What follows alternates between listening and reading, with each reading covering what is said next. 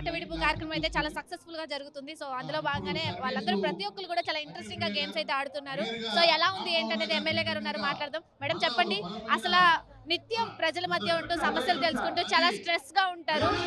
ఈ కార్యక్రమం అనేది చాలా నిజంగానే ఆట విడుపు. సో ఎలా అనిపిస్తుంది?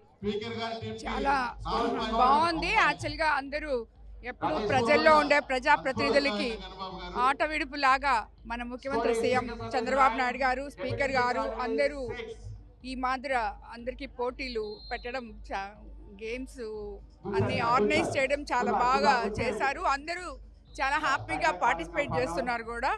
సో చాలా బాగుంది. ఈసారి మహిళా మనులందరికీ కూడా ప్లేస్ కల్పించడం జరిగింది. చాలా మంది కూడా ఇందులో ఇన్వాల్వ్ గా ఇంట్రెస్టింగ్ గా చాలా బాగా ఆడుతున్నారు. సో మీకు పర్సనల్ గా ఏ గేమ్స్ అంటే ఇష్టం? ఇంతకు ముందు ఏ గేమ్స్ ఆడారు? నేను జస్ట్ త్రోబాల్ లో ఉన్నాను. త్రోబాల్ ఇంకొక ఏదో టకా ఫార్ అది ఉన్నాను అంతే. అంతకన్నా నేనేమి ఎక్కువ క్యారమ్స్ ఏదో పెట్టినట్టున్నాను.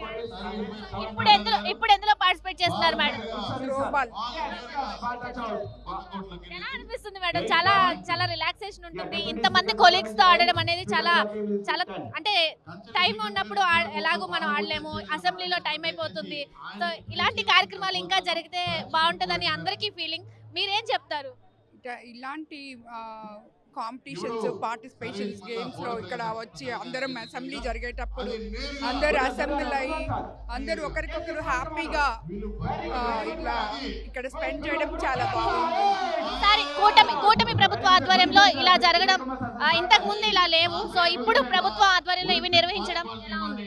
ఇది వరకు కూడా ముఖ్యమంత్రి చంద్రబాబు నాయుడు గారు ఎప్పుడు ఇంతకు ముందు కూడా గత ప్రభుత్వంలో అప్పుడు కూడా చేశారు.